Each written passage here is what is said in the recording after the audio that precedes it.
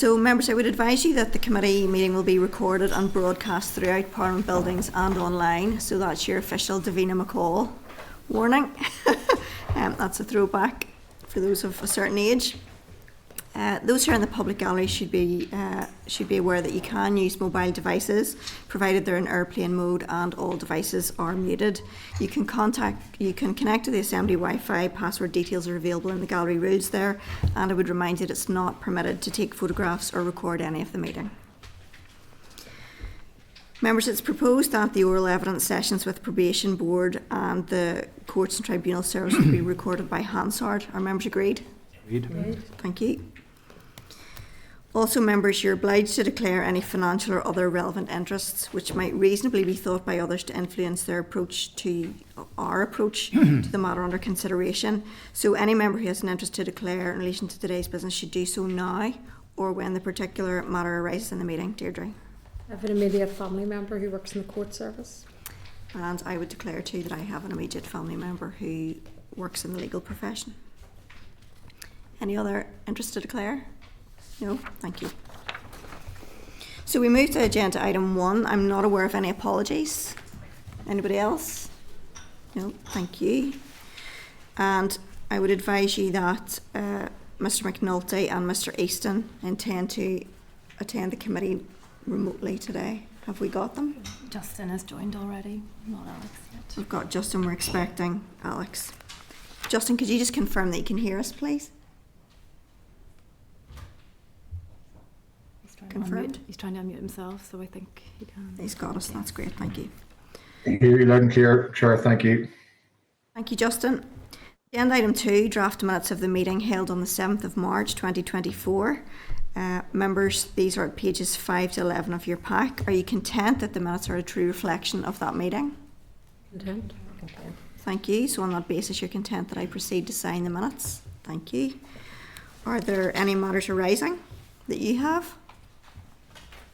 No, we have one, which is correspondence from the Law Society at pages 13 and 14 of your meeting pack, which is follow-up to questions that were asked at last week's meeting regarding trainee solicitors and entry to the solicitor profession. Are you content to note? Noted. Thank you. So we move to agenda item 4, which is the Probation Board for Northern Ireland, and I would refer you to pages 15 to 24 of your meeting pack. And I would invite the members of the Probation Board delegation to come forward, please. And while you're making your way, I will welcome you all to the meeting and apologise for the delay in keeping you outside. So we have with us today Amanda Stewart, who is the Chief Executive, Stephen Hamilton, who's the Director of Operations for Prisons, Programmes and Public Protection, and Gillian Montgomery, Director of Operations for Community and Courts. You're all very welcome. Thank you for taking the time to come and brief us today. We look forward to hearing what you have to say. I will hand over to you and then we'll have some time for questions. Thank you. Thank you very much, Chair. Good afternoon, Chair. Good afternoon, members. I'm really pleased to be here this afternoon to provide an overview of the work of the Probation Board for Northern Ireland. Ordinarily, I would be joined by our Board Chair, Max Murray, and Max sends his apologies. He's actually chairing a partnership-themed board meeting this afternoon at Ulster University with participation from the Court Service, the Department of Justice and the PSNI, and is unable to be here. But I am joined by the Directors of Operations, Gillian Montgomery, who is responsible for our work in the community and the courts, and Stephen Hamilton, who is responsible for prisons, public protection and Psychology and programmes. All the P's. All the P's, exactly. I was appointed as Chief Executive in October 2021, and shortly after my appointment I came to the Justice Committee to give an overview of the budgetary challenges facing the organisation.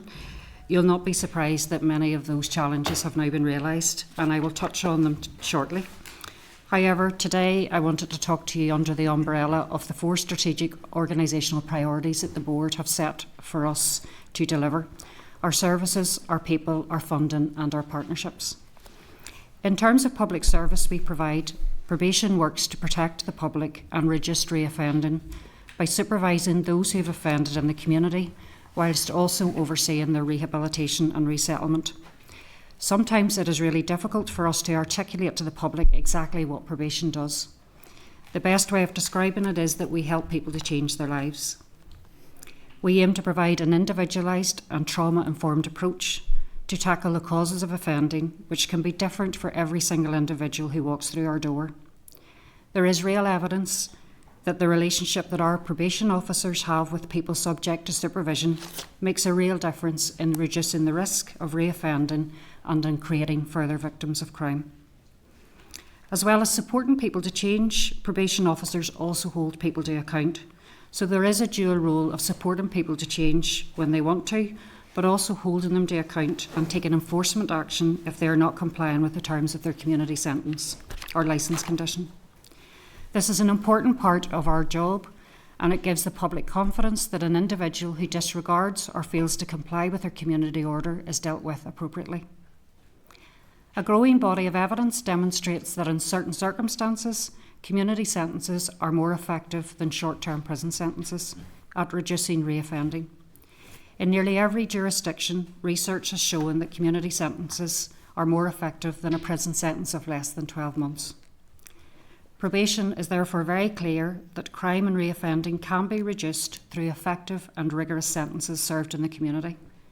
With the right investment, community sentences can succeed where short prison sentences can't. That is why, for example, we have developed the Enhanced Combination Order, which is an alternative to a short prison sentence, and which was highlighted last year by the Northern Ireland Audit Office as an example of good practice in their Adult Reoffending Value for Money report. We would like to see an increase in the use of community sentences because they are demanding, and we believe it will lead to better outcomes for individuals who have offended, victims of crime, and communities. We do, however, need the right investment to provide rigorous community sentences, and we need to continue to build awareness and confidence in the effectiveness of community sentences. A key priority for us, therefore, is to develop our services, and that includes taking forward the recommendations in the Criminal Justice Inspection Report, which was published in 2020 on probation practice. But it also requires us to work with the judiciary and others, including the wider public, to continue to build public confidence in probation's ability to protect the public, keep communities safe through the work that we do. Linked closely to the delivery of our services is to ensure that our staff are developed, supported and empowered to maintain good quality service delivery. The briefing document that we provided the committee outlines some of the challenges that we have faced in retaining staff, particularly our qualified social work staff. We have lost a considerable number of experienced staff, mainly because of the pay differential between social workers within probation and social workers in other sectors, particularly health trusts. This has undoubtedly left many of our staff feeling that they are not valued within the justice system. Our average rate of attrition during 2023 was 11%, and at its worst in May 2023 was 13%. This is creating significant organisational staff turnover and churn and having an adverse impact on staff workloads and how we deliver our services. We are pleased that the Department of Justice has recently signed off on our business case for pay modernisation, which reforms our outdated pay structure, and it is now with the Department of Finance. We're hoping for a speedy resolution to this matter. We now need to be able to stabilise our workforce, invest in our training and development to deliver good quality probation practice that will keep both our staff and communities safe, as well as looking after our more experienced staff who can really feel the weight of supporting those less experienced colleagues. To do this, we need to secure the sufficient funding, which is our third priority. This has been an ongoing challenge. In the last 12 months, we've had a real cut to our budget of 6.1%, which has fundamentally impacted how we deliver our frontline services. The challenging budgetary position has meant that we've had to take some very difficult decisions. We have already reshaped our services, revised our practice standards, reduced our estate, cut back office posts, reduced funding to the community and voluntary sector to live within the budget available and maintain a focus on public safety and frontline service delivery to local communities. As an organisation, I don't believe that we can sustain any further reductions, and indeed at this stage need investment to ensure that we can meet the increasing demands on our service and have a workforce who can manage the complexity of the caseload that we're working with. Evidence shows that investing in probation has the potential to save money throughout the criminal justice system. I was pleased to hear the Permanent Secretary say when he came before the committee last month that he did want to invest money in probation service and youth justice. Those are very welcome comments, because while the most intensive community orders can be expensive to deliver, they typically cost less than custody. If I could just touch on our fourth and final priority, which is our partnerships. As an organisation, we have built some impactful partnerships across the justice system with police, prisons, parole commissioners, youth justice, courts and the community and voluntary sector. For example, we work closely with NIACRO and Women's Aid and a range of other community and voluntary sector partners. Indeed, we could not fulfil our functions without their assistance.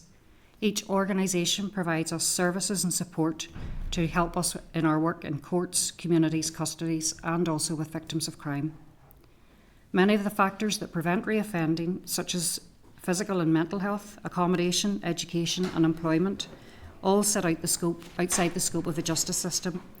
Therefore, our partnerships need to extend across government departments, and we believe there is a requirement for cross-government working to holistically tackle reoffending. This was a recommendation in the Audit Office report on adult reoffending, and we wholeheartedly support that recommendation. There is, however, more work needed to achieve this joined-up approach. Finally, I want to finish by saying that I am incredibly proud as Chief Executive to lead the Probation Board. The context we work in can make it difficult for the positive work that we're involved in to be amplified.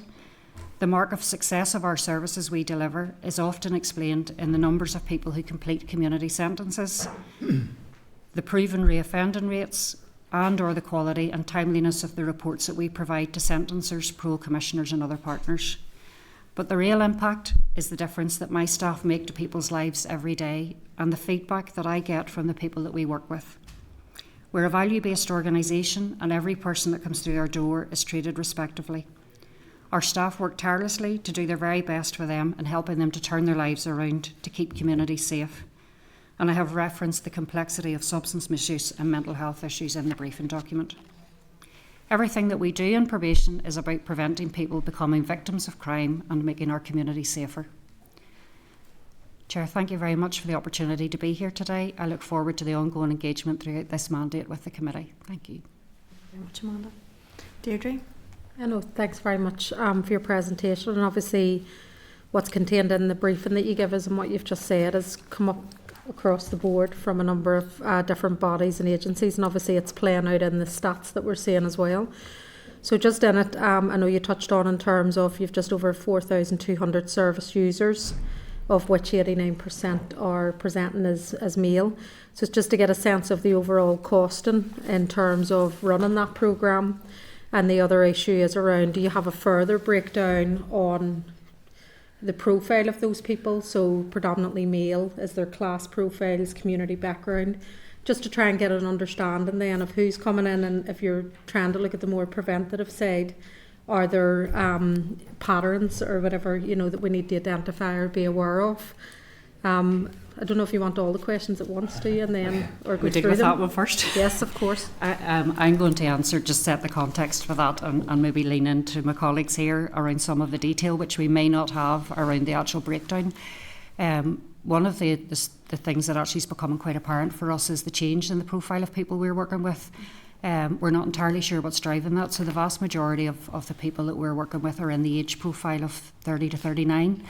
Previous to that, it would have been the age 30, would have been the point at which we would have seen reoffending starting to actually reduce. Now we think that might be just due to some of that early intervention work, and particularly the work of the Youth Justice Agency that the Permanent Secretary has referred to, that does show that you can make a real difference if you do that early intervention piece. Unfortunately, we just don't have the funding to invest in some of that. We've only probably one early intervention programme, which is referred to as the Promoting Positive Relationships programme, which is an early intervention domestic abuse programme where we're working with non-adjudicated caseload along with the Women's Aid and also with the health trusts. And it is actually proven to be really effective in stopping people from coming into the system in the first place, because that's ultimately what we want.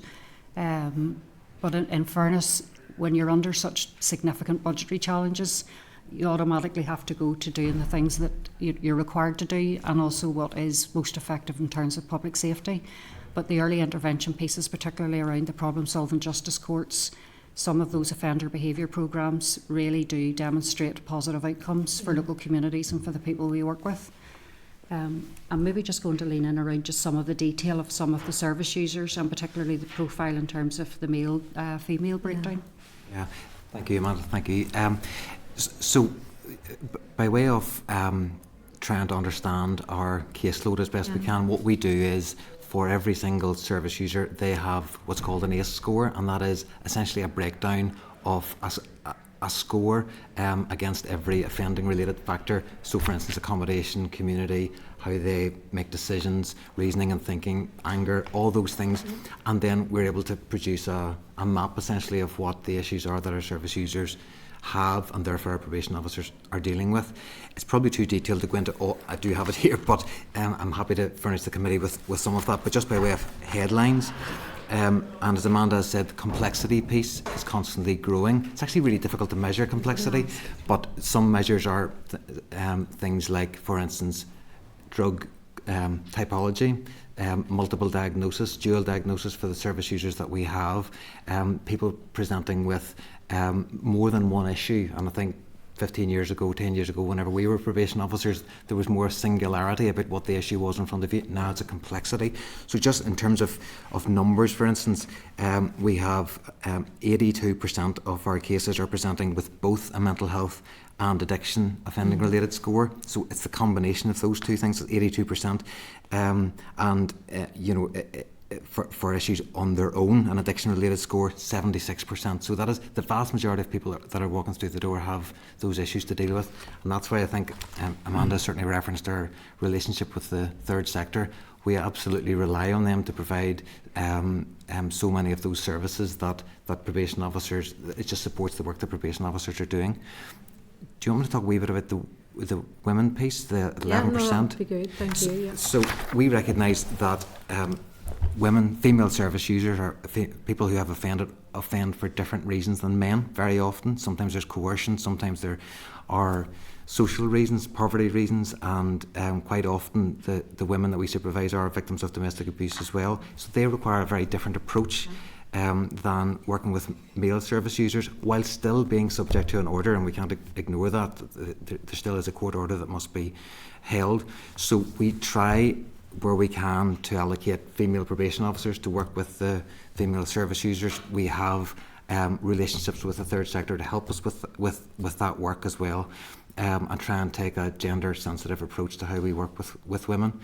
But it's an ongoing focus for us, really, because we know the remand population of women is disproportionately high. There are significant issues in that offending population. And I suppose just to feed on, because some of the thing was the increase then in caseloads, and I know some COVID related, but it's just to find out, is that the only reason, or what's the other factors? I get that cases are more complex, and that's across house and health, like right across the board, that we are beginning to see that. The other concerning figure, I suppose, is the 70% figure in terms of victims who are registered that are female. Again, so, what's being done in terms of addressing that.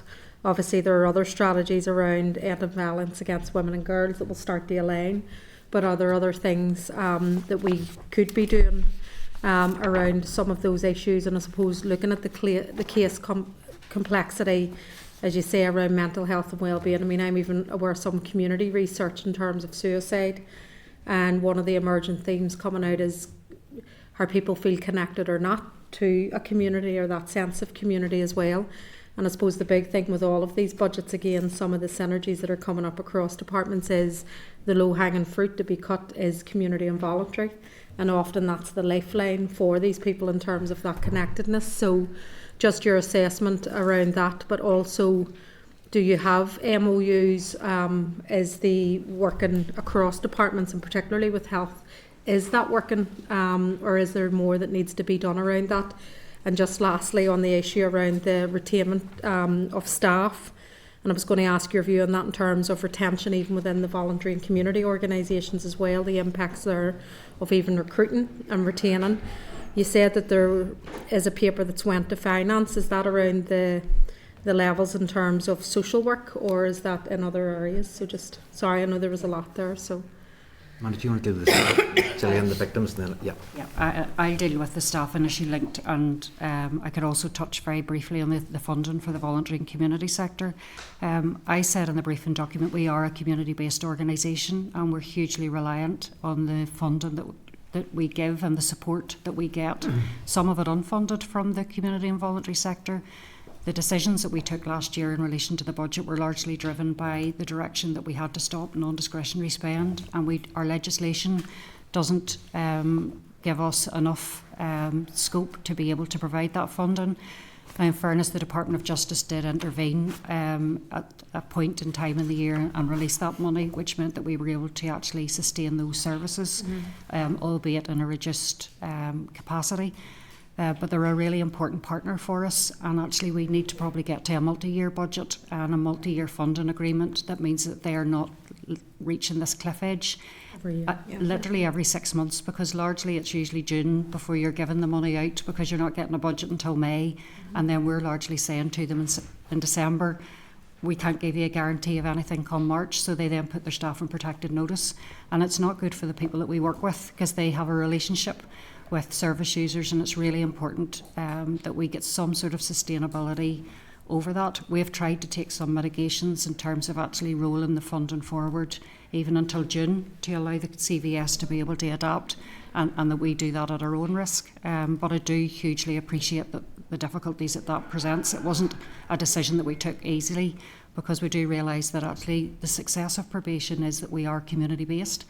Whenever we're not there, people go back into the community, and it's the community and voluntary sector that are picking up whenever our work is done. So it is really important to us. I'll just touch very briefly on the issue in terms of the retention of staff. The pay modernisation business case was largely driven around an outdated pay structure that we had, which was then impacting on our retention of staff. So just to give you an example, in terms of a probation officer's salary scale had 22 points, and it took them 22 years to get from one side of it to the other, whereas an equivalent job, for instance, in the Northern Ireland Civil Service would be 3 years. Now, we took some legal advice, and actually the legal advice was saying that had the potential to create legal risks for us around age discrimination. So we have put forward a proposal to the department to modernise our pay. It has been a very collaborative effort along with our trade unions. Some of that is still ongoing. It isn't to mirror the health, but it certainly would put us in more comparative in terms of having a 5-point salary scale. The pay scales are not increasing, but it just means that staff are getting the pay that they're entitled to at the point in time of which others in other sectors are getting it. So we are confident that as an organisation, most of the people in the organisation say to me they want to stay, but they feel they have to leave because of a cost of living crisis, or they want to get a mortgage. So what we want to do is stabilise the organisation to be able to further develop some of our services. In relation then to the question about victims, so we do, as Amanda have said, we have over 500 victims who have registered with us, and 70% are female. The way the Victim Information Scheme works is that it's an opt-in service as opposed to an opt-out. So we will contact every identifiable victim and ask if they then do want to engage with the service, which allows us then pass information over to them. If they don't register, we're unable to do that. That's currently at this point in time being done by telephone calls, so we will unfortunately cold call people, but the response rate has significantly increased post-COVID. We have a gender balance within our victim information unit to provide that service, and we will tailor the service to the needs of each individual victim. We also engage with other partners as well to make sure that they get support that they need. If we're not able to give it, then we will link in with other agencies and are currently undertaking a storytelling project with victims, which allows them actually just tell their story and get their views across. So it is very much an individualised approach that we do take. But we are very mindful of the fact that there are significantly more females registered than males. Chair, shall I deal with the health question just very quickly? So I suppose it's a statement of the obvious how important it is that health works with justice in terms of the presenting needs of our population. But to make it real, we would have many probation orders or licences with an additional requirement that the person must complete something that's provided by health. So if that's a programme of of alcohol counselling, or to submit to alcohol testing, or to comply with a mental health treatment. We need to know about that because we are the statutory organisation tasked with ensuring somebody completes their statutory requirements. So I want to pay tribute to Health who have come to the table really, and have, so we have now proper information sharing agreements in place with Health, with all of the 5 trusts, to ensure that that information flow is there. Because that was a blockage, there's no doubt about it. Maybe you're referring to that, but we have made real progress with Health, and there's a definite recognition in both the substance misuse world and in that of mental health provision, that probation, the community aspect of justice, not just prisons but community supervision, absolutely needs to be represented in any strategy or any action plan that is to do with the provision of those services that are particularly prevalent for those who have offended. Thank you. Okay, thank you, Judy. Members, look, honestly, in this one, I have no desire. I hate it when questions and you're probing and it's stymied. I really don't want to do that. But I've got a list of 6 people and we've got 20 minutes. So if members can come to their question without commentary, that would be helpful, or as minimal commentary. And obviously, if you guys can be as concise as possible in terms of answers. I don't want to stymie the debate either, but I'm conscious we need to get through the list, and we've got people going to end up waiting outside. So please bear with me, and thank you for that. Morris? Thank you very much, Chair. I'll cut out the waffle here and be brief. Thanks very much for your presentation. Just one comment I would make, and that's the community service, in my opinion. Having seen it in operation as a success, and I wish you well with it. You cited a shift in the age groups 30 to 39 compared to the 18 to 30 cohort. What's the trend on behaviour and substance abuse and antisocial behaviour now compared to what it was 10 years ago, and has that had an impact on that cohort 30 to 39? And do you see a correlation between substance abuse and mental health? And I've one more wee question, I'll leave it to after this, all right? I suppose in many respects the crime trends have been changing over years. The vast majority of offences that we will now be dealing with will be drugs related, are one of them, certainly criminal damage and arson, violence against the person, motoring and theft are really the 5 key areas. So that is changing. Whilst those offences we've always worked with all offences, but we are seeing certainly many more drugs related offences now than what we would have years ago. So that trend is changing. As Amanda has referred to, again, we're not fully over the detail of why the age range is changing, but again, we would be able to provide more detailed breakdown of that if that's helpful for members. Yeah. Yeah. How important do you think that pre-sentencing reports are in reducing prison sentences and the prison population and leading people towards community service? And do you feel that the failure by the PSNI and the population in general to tackle drug gangs is leading to the increase in that 30 to 39 cohort? I mean, in fairness, we probably wouldn't know the answer to that. In terms of pre-sentence reports, and Gillian can talk about those, there's a real dilemma for us in terms of making sure that the judiciary have all of the information available to them in order to make the appropriate decision in terms of sentencing. Obviously, the more information that they have to hand, it actually is a better outcome for communities, for the individual themselves, and sometimes that can take some time. And I did note just some of the commentary this week in relation to speeding up justice, and it can be a real sort of challenge to actually provide that information in a timely way, but also provide the right information to make that decision. We're doing some work with the judiciary, and Gillian has piloted a short adjournment report where appropriate for some of those low-level crimes. Chair, I don't think we would probably be able to comment in relation to the 30 to 39. We don't know what's driving that. What I would say is that any decision across the justice system has a knock-on effect, and I get a sense of that in probation more than anything.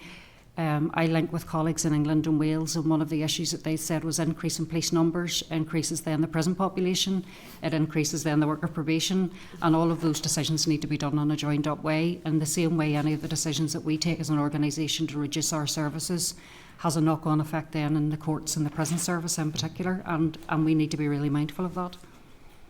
you, Chair. Thank you, Morris. Amanda. Stuart? Thank you. And again, I'll attempt to be as brief as I can with two very quick questions. One, you said that as former probation officers yourselves, that life was maybe simpler when you joined the service. But can you tell us a little about the complexity of the clients that are now presenting and how probation officers are prepared to deal with that in terms of training and resources? And the second question is in relation to enhanced combination orders, which by your own admission are incredibly successful, but what is the impact of the budget cuts on that? I maybe take the first one and we'll pass to Stephen for the second. So the complexity, we are seeing that, and primarily it is linked very much to substance misuse and to mental health issues. We are seeing the effects of intergenerational trauma for our service users, that trauma that is passed literally down through the generations, and also as well the impact of domestic abuse is also something that is increasingly prevalent in our work that we do try to address. Our probation officers are all social work qualified, so they do have that core qualification in relation to working with people, and also bringing a really strong value base with them to allow them carry out the work because it's challenging. We also have a detailed and an in-depth training programme whilst they are with us and whilst they're at work, and we'll offer that out across the organisation. So if there's something specific that we need to offer, for example, training in relation to domestic abuse, then that is offered then to all of our probation officers and our support staff, our probation services officers as well. So in relation to the enhanced combination order project, so as Amanda has referenced in her initial comments, the difficult decisions that none of us wanted to do, nor did the board, in terms of how to live within that budget. But part of that was in two key areas, one of which was, if I just call it ECO, the enhanced combination, the ECO project, was a specialism, and how we made that cheaper, in effect, was to integrate that service into our generic geographically based teams. So effectively, that has no impact on the service user, that part of it.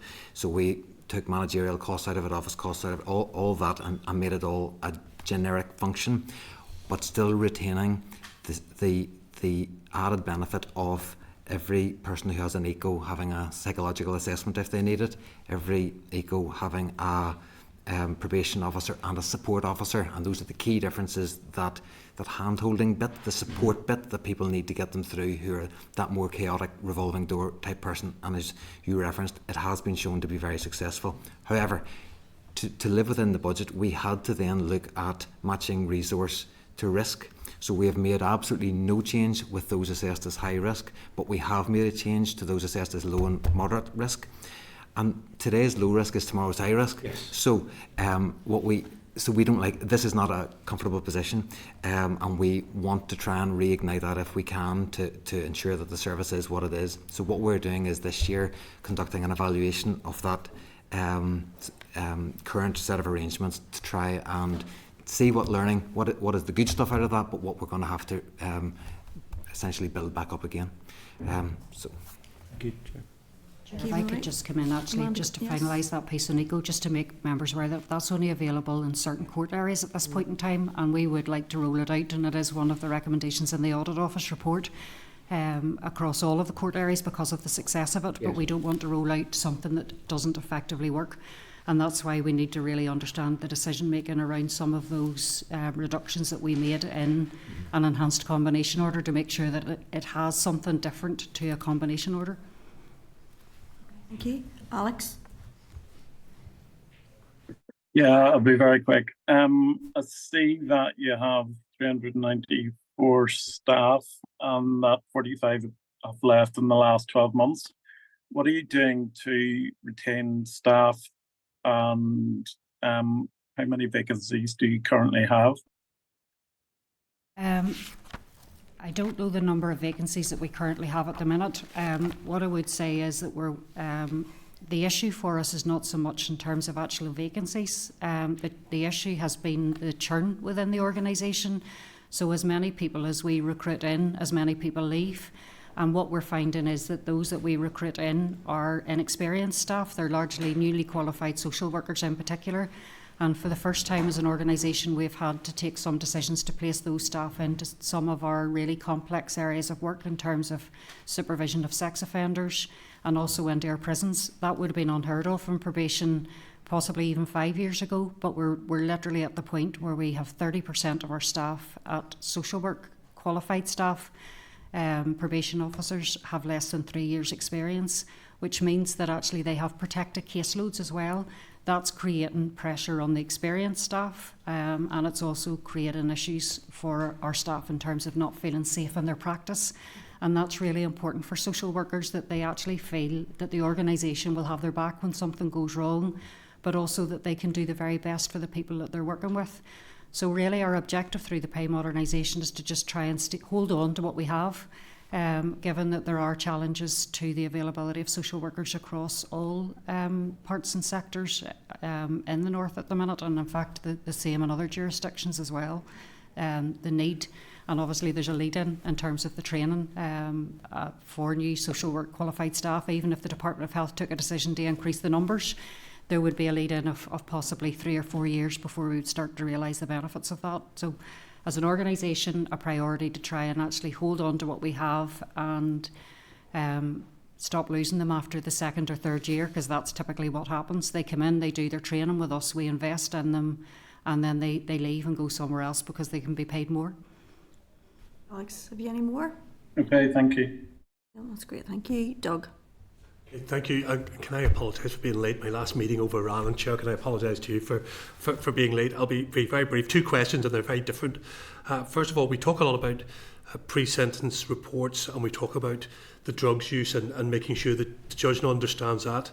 Have we also looked at, and do you have the support in regards to speak and language difficulties? Because you will know that we have that issue with our young offenders. 75% in Hydebank Wood all have speech and language issues. Do you have the support for that, and is something you're actively looking at? And do you have the therapists to help? The short answer is no. At this point in time, we don't have direct access to speech and language therapists.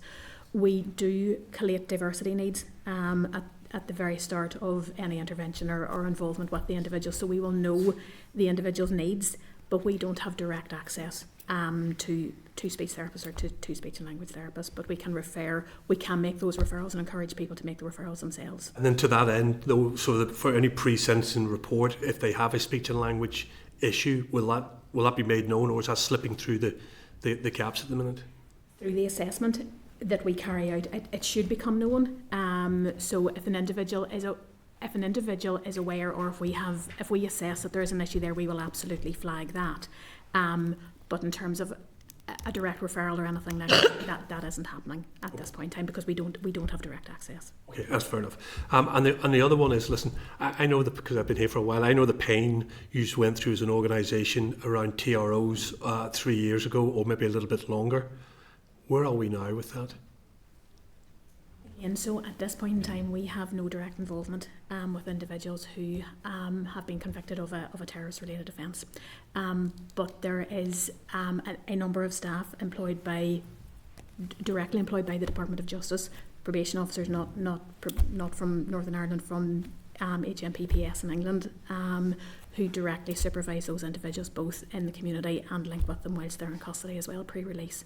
Do they link into you? So do you have stats in regards to that? Or have you literally, I'm being honest, you literally said that's no longer our issue, we've set that aside, so you don't have statistics? I don't have statistics in relation to that. It would be the Department of Justice who have the direct statistics in relation to that. I'd be interested if I can, Chair, to try and get some of those statistics to find out, because it's an important point that when they handed over responsibility to TROs from the Probation Board, I feel we are now out of sight of that particular issue. Would you like us to write to the department and find out? Personally, I would if that's Members acceptable. content? It'd be interesting to know how many and the process and even the company who does it, because it's England.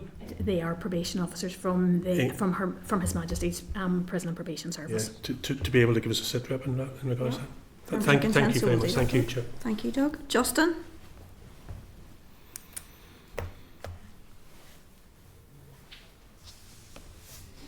Thank you, Chair. Thank you, Amanda, Stephen, Gillian. Tell me, in terms of the figures, the 4,252 service users supervised by probation, 89% are male. Out of the 522 victims registered with your victim information scheme, 70% are female. Is that not a worrying divergence?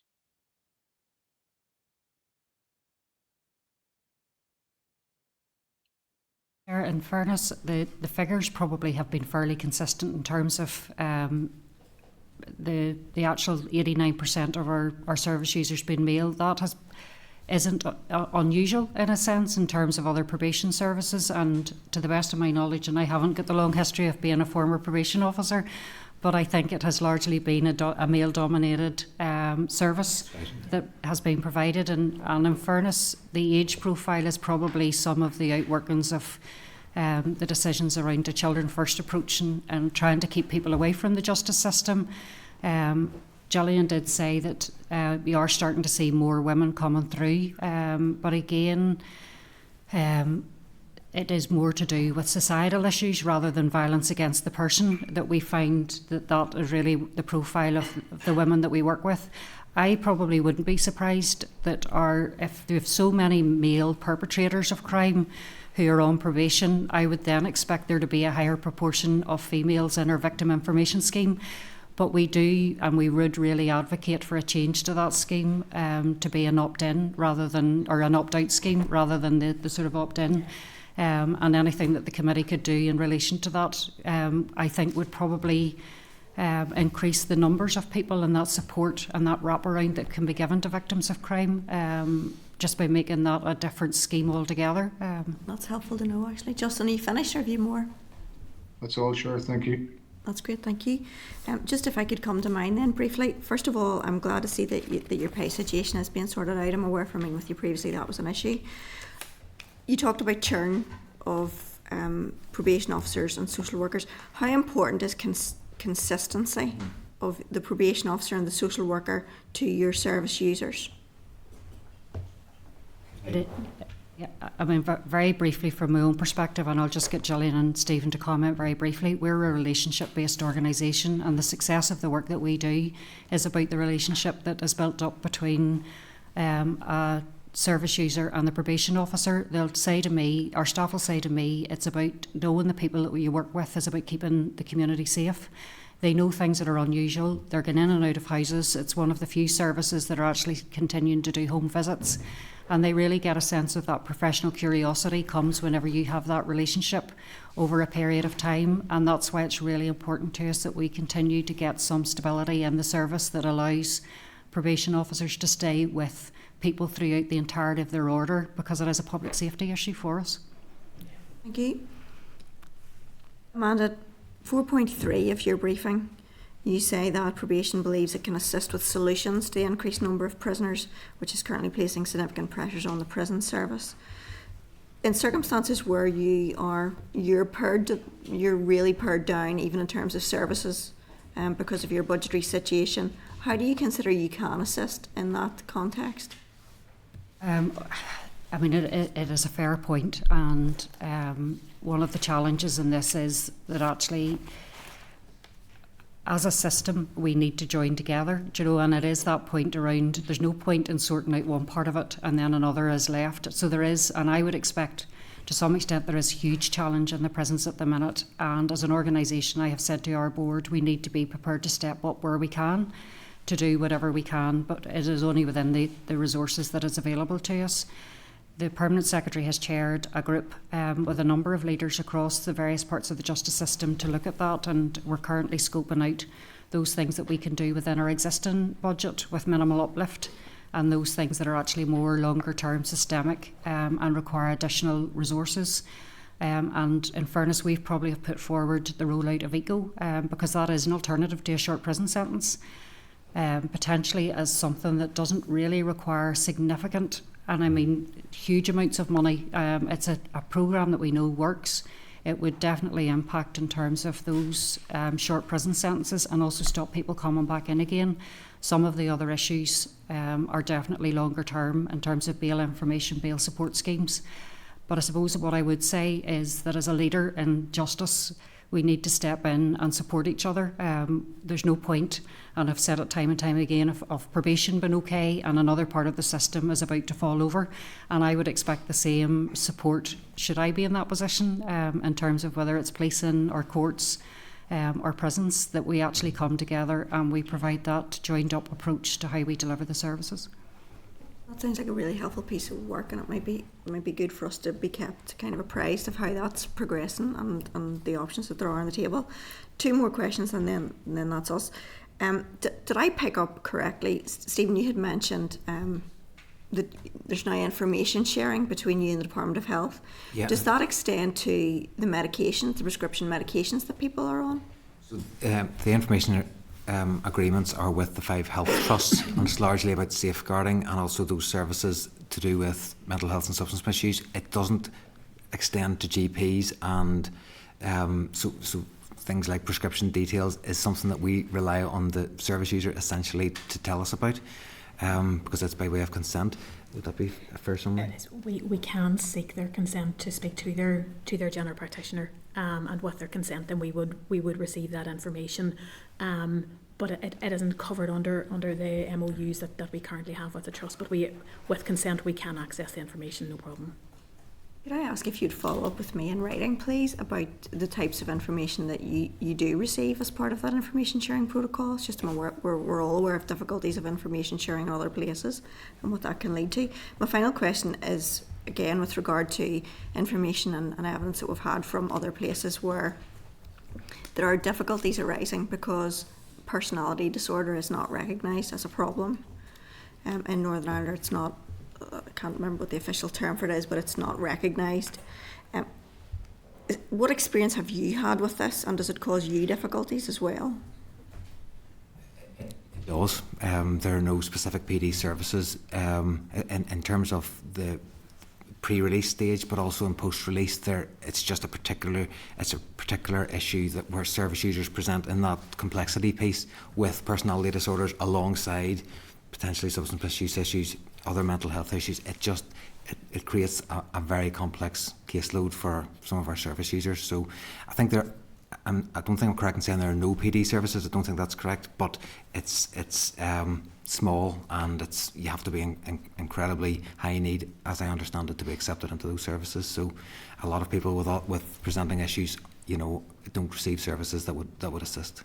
Essentially, the numbers who we expect would have PD are actually not reflected in the numbers that are receiving services treatment. Anecdotally, yes. We would see that, yes. That's helpful, that's great. Does anybody have anything else? No?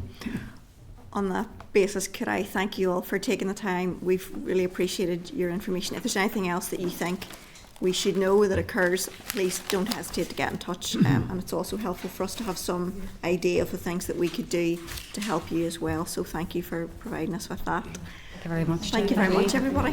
Thank you.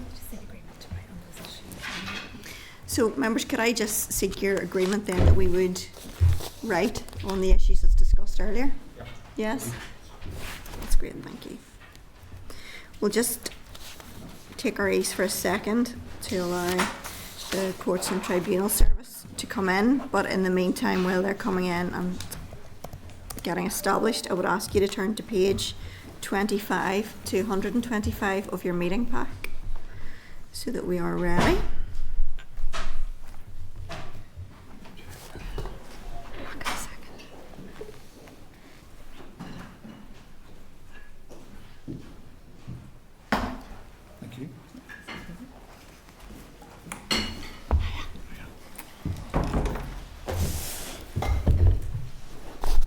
Hello everybody, and thank you very much. We're sorry we've kept you waiting. We're slightly behind, but hopefully we didn't keep you too long outside. So members, we have with us representatives from the Northern Ireland Courts and Tribunals Service who are going to provide us with an overview of their work. I would welcome Glenn Capper, who's the Director, Elaine Topping, who's the Acting Chief Operating Officer, and Patrick Butler, who's the Head of Legacy, Inquests and Coroner Service for Northern Ireland. So folks, you're all very welcome. Thank you for taking the time to be with us. We look forward to hearing what you have to say.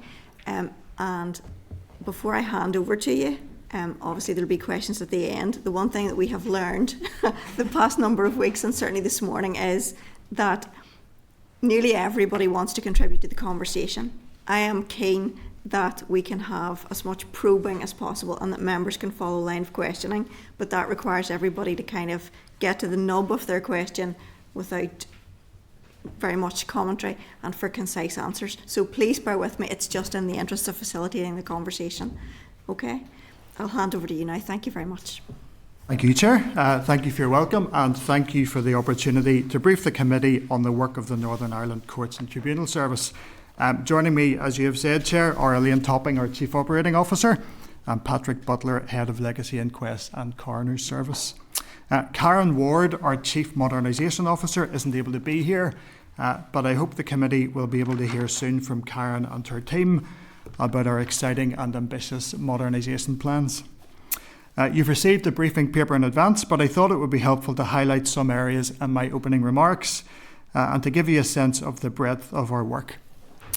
NICTS is an agency of the Department of Justice responsible for supporting all Northern Ireland's courts and the majority of tribunals.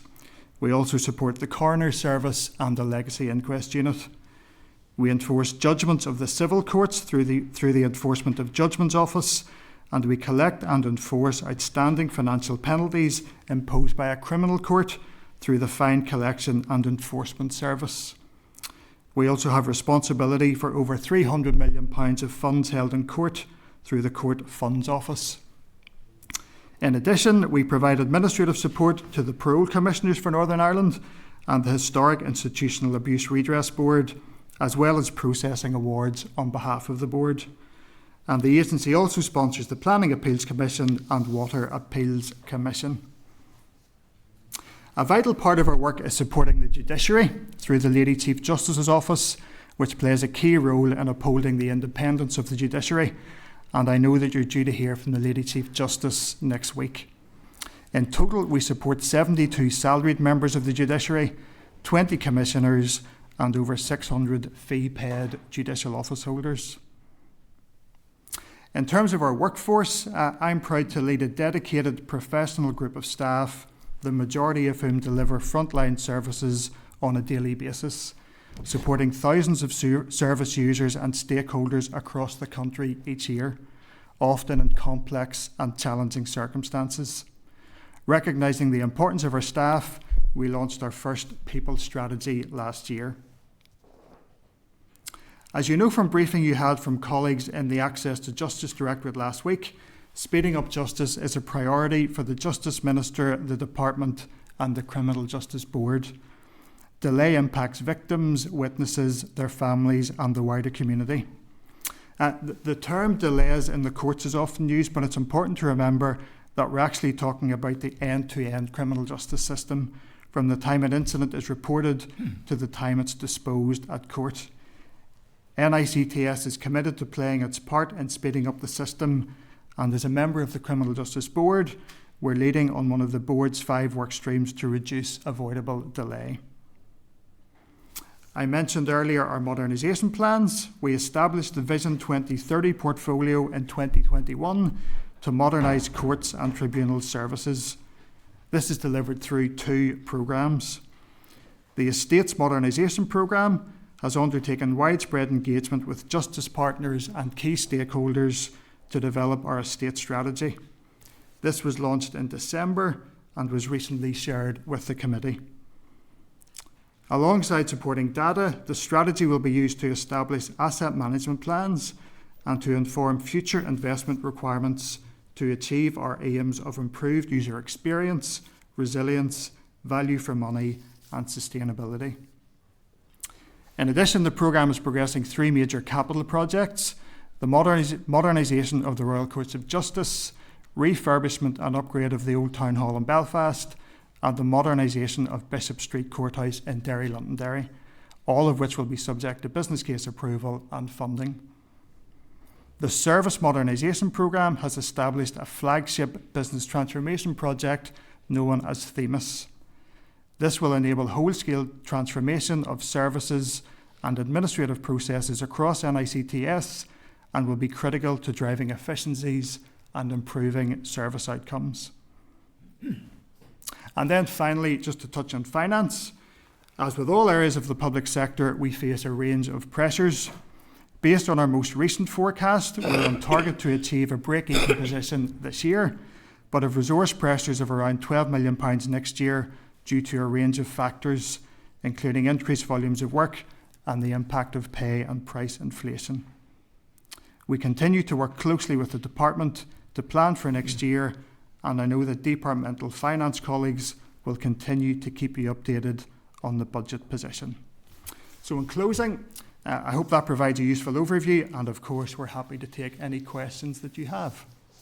That's lovely. Thank you very much, Glenn. Stuart. Thank you, and thank you, Lynn, for the presentation which you've given to us and setting out the range and complexity of work of the Courts and Tribunal Service. Can I turn to the 22-23 Victims and Witnesses Experience Survey and just how people feel about using the Courts and Tribunal Service?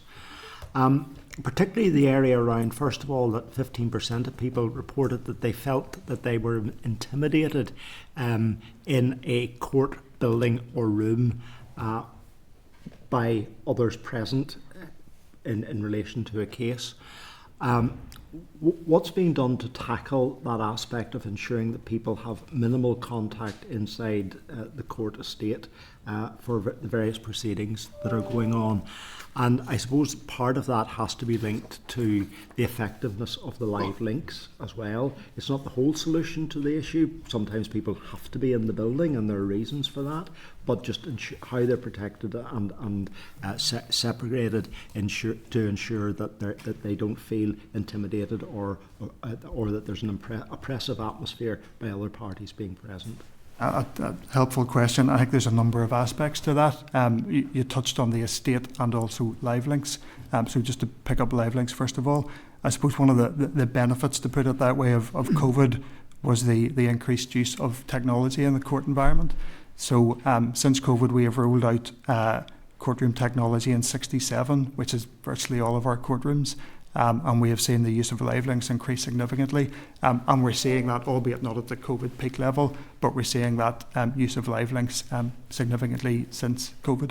So I think that's one aspect of the question. And you're right, in continuing to use live links is an important piece of the jigsaw. The second part's our estate strategy. I mentioned we launched that in December. And the first strategic aim in that is improving user experience. There's no doubt that our court estate is a very old estate. I have the figure in here somewhere, but the average age of a court building is scores of years old.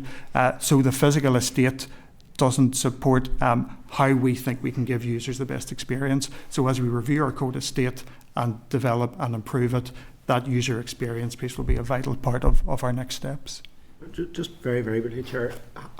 Some time ago now, but having been on this committee previously and visited Laganside, which is probably the most modern facility, even there, in order for witnesses, for example, to avoid people in that setting, the route out of the building is actually quite a labyrinthine route, and it takes you back out through the old town hall building. So even a modern building wasn't properly designed to allow for that appropriate separation of the parties. And I'll maybe ask Elaine to chip in as well, but we've been working literally in the last number of weeks with victims and witnesses groups and with Jerry Hanna to tackle that issue and to put a protocol in place to deal with those sorts of things. But Elaine, do you want to add anything more? Yeah, I act as victims champion within the organisation, and we've actually had quite a few meetings recently involving Jerry, and NSPCC. And VSNI, and it isn't just Laganside, we're conscious of it everywhere, and a lot of what we've been talking about is early engagement. Yes. So PPS advising us, victim support advising us, and we will do, recognising the age of the estate and that we have to make some interim measures, we will do whatever we can to provide those assurances to victims and witnesses, recognising the impact it can have on individuals. Chair, that's welcome, and it's something which I hope we'll be able to develop over a period of time. Maybe we'll get a visit ourselves, Stuart, hopefully to see some of the courts. Yes. Thank you. I'm actually really happy for the committee to visit whatever part of the estate you think will be useful. I think that would be really beneficial. I think it would too. Thank you. Sinead. Thank you. Yeah, I suppose just following on from Stuart's question, firstly in terms of the live links, so obviously we ratified the extension of the use of those. So maybe just a sense from yourselves how, in terms of speeding up access to justice, that has helped, and what, you know, if that wasn't there, if those facilities weren't there, the detriment that would have on people accessing justice. And then just in terms of the transformation piece, and apologies if you mentioned it when I was out of the room, just maybe a sense of, you know, what we're talking about in terms of the, you know, what that will cost. And, you know, is there a negotiation or a conversation there around where that would come from, or how that would be, where the money would be found to do that, I suppose, is what I'm saying. I'll maybe start with the transformation piece and the money, and then hand over to Elaine.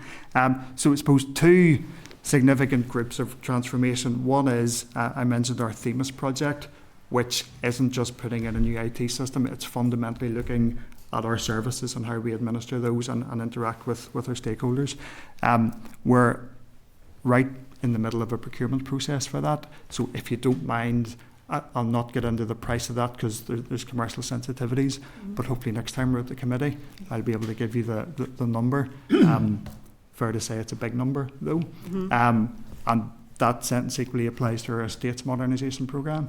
So we are in the middle of a business case process to refurbish the Royal Courts of Justice, which is in the tens of millions of pounds.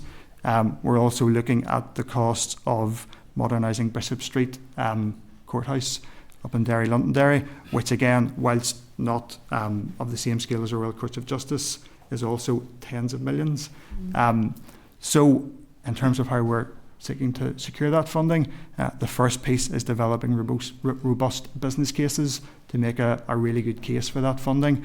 And then we're working closely with departmental colleagues as we outline our funding requirements for next year and beyond. So we're making as strong a case as we can to the department and from the department to the Department of Finance for funding for those transformation programmes. I suppose key aspect of that is demonstrating not just the need for the funding, but also the benefits that will give both to users and also the savings that will deliver for the organisation. And then, Elaine, do you want to pick up the first question? In terms of live links, yes, very, very relieved to have the support, so thank you for that. In terms of recovery, it had a huge impact. It was able to obviously facilitate, and you probably heard some of this last week as well, facilitate courts at times and tribunals, importantly, at times when wouldn't otherwise been able to do so. In terms of tribunals, I think it really stopped there being a significant backlog in tribunals at this point in time, because they very quickly adapted and were able to run with live links. So that was really helpful to minimise any backlog that we now have. In terms of the courts, and that is all court tiers, because sometimes we forget about the civil and family element of courts as well as the criminal aspects, and I have responsibility for them all. It really is moving into recovery now, so it's actually helping us with the speeding up of justice and recovery, so the two have come very much together. That said, it is still at the discretion of the individual judge or sheriff at tribunal at any point in time, but without it, I think we would be confident that there would be a higher adjournment rate across all court tiers were it not available to us. That's very useful, good to hear. Thank you. Thanks, Chair. Deirdre? Yeah, no, thanks very much for the update. And I suppose it's just linking back. I mean, we've seen back in 2018 the Audit Office report in terms of failures around the delays in bringing cases in a reasonable time, and obviously even within the reports, and we've seen this last week, in the briefing, around sexual offences, the impact on children and stuff as well, and that is obviously a concern that the committee has raised. I know we raised it with the Lady Chief Justice, and resource and obviously is a key part of that, and the estate strategy. So it is just to say, I mean, we've been asking if the Modernization programme is going to be published and to get sight of that. I think that's going to be important in terms of in a constrained budget environment, and I don't think things are going to get increasingly better, certainly in the short term. Then what is it that's going to be prioritised within that? And you touched on even in terms of the estate strategy and improving the user experience. You know, are you looking to prioritise, for example, how sexual offences are dealt with, and are there dedicated units then for doing that? I mean, live links and the use of technology is one thing, but where you do need to bring people into a court environment, can they be more user friendly in terms of the victim or the witnesses? And I'm thinking even children and stuff as well. And the other bit is around, is there a timeline on the business case around the likes of the Old Town Hall for that to come through, and is that a priority within the overarching programme? And the last wee bit is just around the legacy stuff and inquests. Obviously, you don't have oversight of this in terms of the British government bill, and I know there's appeals and stuff to that as well. But is there any discussions with the NIO in terms of your future role or provision or resources that are going to be needed around the ICRIR? And if so, you know, what level of conversation or engagement has been taking place, if any? Okay. I think there's three main sections of that. One is user experience and speed of the system, then the business cases for transformation and legacy. So if I maybe step through them in that order. So in terms of the user experience and the speed of the system, as I mentioned in my opening remarks, I think it's important we remember it's the end-to-end speed of the system we're talking about. So from the point of the incident being reported to disposal at court, and that very much is a priority for the Criminal Justice Board.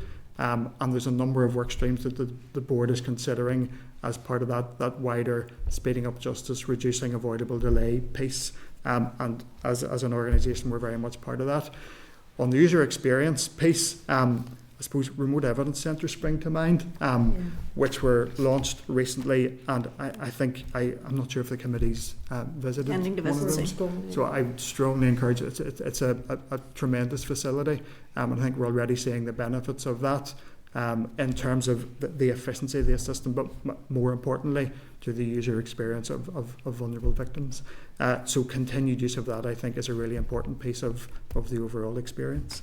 In terms of business cases for modernisation, again, if we go back to the two key areas, service transformation in terms of how we do our business is captured in that Themis business case, which is about transforming how we do things in a new digital system. The business case for the first stage of the business case for that has been approved.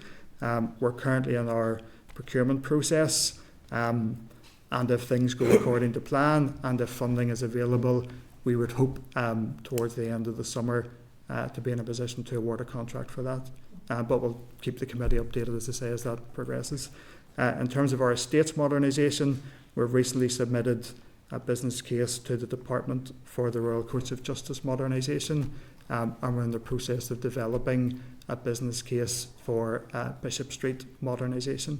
In terms of timescales for those, difficult to say, but there's no doubt that with those large-scale construction projects, it will always take a couple of years to sort of get from business case to sort of spades on the ground. So in the sort of 2026-27 period, we'd hope to start work on some of our big capital projects. Having said that, I don't want to give the impression that we're not doing things until then. Lots of stuff ongoing at the minute, both across how we deliver our services and also ongoing estates improvements. Thank you. Legacy piece, do you want to pick that Thank one up? you. Sure. Nearly forgot about that one. But, Yes, you mentioned the Legacy Act, and obviously that's had a big impact on the work of the Legacy Inquest Unit with the cut-off date of the 1st of May for any inquests which haven't reached the findings stage. And the unit's obviously working very hard to progress those cases which can be completed by that point.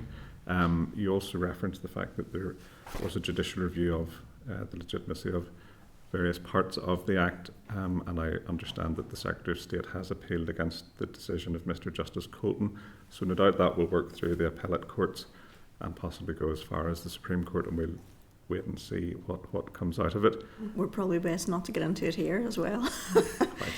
No, not into that. No, really that's why I allowed your question to go ahead. Deirdre. I don't want any other members kind of picking up on the issue and running with it in circumstances where it's subject to judice. So the numbers, of your assessment in terms of how many won't go ahead then by the deadline currently, and then just if there's been any engagement then with the NIO around the new proposed structure. There are a number of cases which haven't yet been allocated to a coroner that were part of the Year 4 and Year 5, part of the original 5-year plan that the Lord Chief Justice, which plainly aren't going to get to that point in advance of the 1st of May. There are currently 17 inquests which are ongoing and part heard, which we'll just have to wait and see how that goes. But the staff in the Legacy Inquest Unit are working as hard as they can to progress those ongoing cases.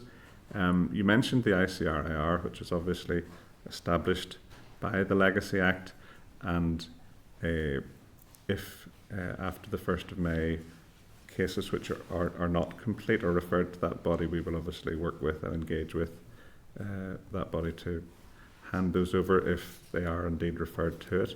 But the resourcing of the ICRIR and so on, I think, probably more a matter for Sir Declan. There's been no engagement as of yet between there your end of things and... We have had an outline engagement with them to discuss and sort of plan contingency wise, but we haven't at this stage. The Legacy Inquest Unit is very much focused on conducting legacy inquests, so we haven't engaged substantively with them about any specific case. Thank you. Doug? Yeah, it's a really brief one. I've asked this question of lots of people, so bear with me, please.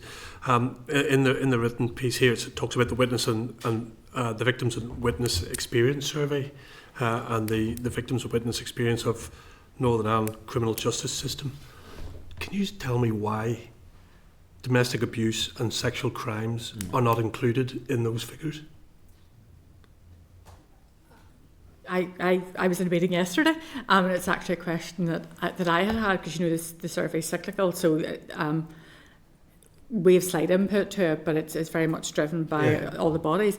My understanding from my meeting yesterday is that there's a re-traumatisation aspect to it, so they are looking at it. So we are planning for the next survey already, and what I was told by experts in the field was because of the timing of those surveys, so you'd need to look at the timing, because quite often they're 6 to 12 months after somebody's been through the system. So there's a risk of re-traumatising somebody if it's a year later, taking them back to the case that they were involved in. Hence, those two particular groups sitting outside of it at this point in time. So there has been a debate about what you would do about that particular gap in data going forward. So it was actually something that was new to myself yesterday as well. Yeah, because re-traumatising somebody who suffered attempted murder is still re-traumatising, but they're still in the figures. That point was very much discussed yesterday. Yeah. The feedback is very much from the professionals in the field, and that's where the lead was taken. But that was very much that's the thinking behind it. Good enough. Thank you, John. I've got a couple of questions, if that's all right. Again, we're all very fixated on the Victims and Witness Experience Survey, as am I. Just can I ask for some clarification around a couple of things? Where it talks there about the fear of contact with the defendant, is that in connection with the nature of the crime? I mean, does that change with the nature of the crime, or is it a standard feature? I mean, to what extent are these figures drilled into? My understanding is that's not drilled down into that level, and I suppose for a good reason, because that would distinguish between certain crimes. I mean, that somebody may, for any particular reason in any case, apply for special measures or feel vulnerable at meeting the other individual. So I think that's why it's not drilled down to, in my understanding of it. But it is a very key point, hence the work that we're doing with victim support and NSPCC to minimise that as far as possible. And that's outside of special measures and all of the other requests which can be made through PPS. Just imagine it would be difficult to do that if you don't understand what's like the reason behind it and what's going on kind of behind the initial headline question, because there are a number of reasons why somebody might be reticent. And I think it's very much about that early engagement and understanding that, and about coming from the victim and witness perspective, which is different for every individual. So I think that's really, really important in that aspect, and that's why we're very keen on early engagement, because our role is to facilitate all of this. We don't determine, the judge determines if it's special measures and PPS put in the application. For us, in the in-between piece, it's very much about getting that communication working so that we can facilitate what is needed for the individual and the victim and the witness. Thank you, Liam. Again on this, in terms of the satisfaction with the experience, what are the measuring there? Is that about the delays in the system, the sentencing? Because we find obviously there's significant issues around sentencing in terms of victim satisfaction. So in this context, what is it? Is it delays to the system? Is it sentencing? What is it that contributes to that feeling of dissatisfaction? That was actually discussed at the meeting yesterday as well. It's as if you were in the room. It's as if you were all there.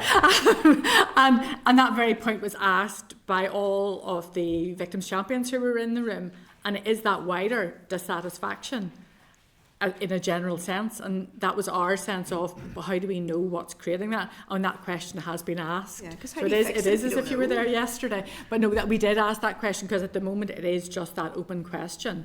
And our experience would be very few people come to any tier of a court, whether it's criminal, family or just, or anyone who walks away feeling happy. There's usually somebody disgruntled, and actually it could be that both parties are disgruntled in some way. So it is a general sense at the moment. So that question has been asked and will be fed back through in the planning of the next survey.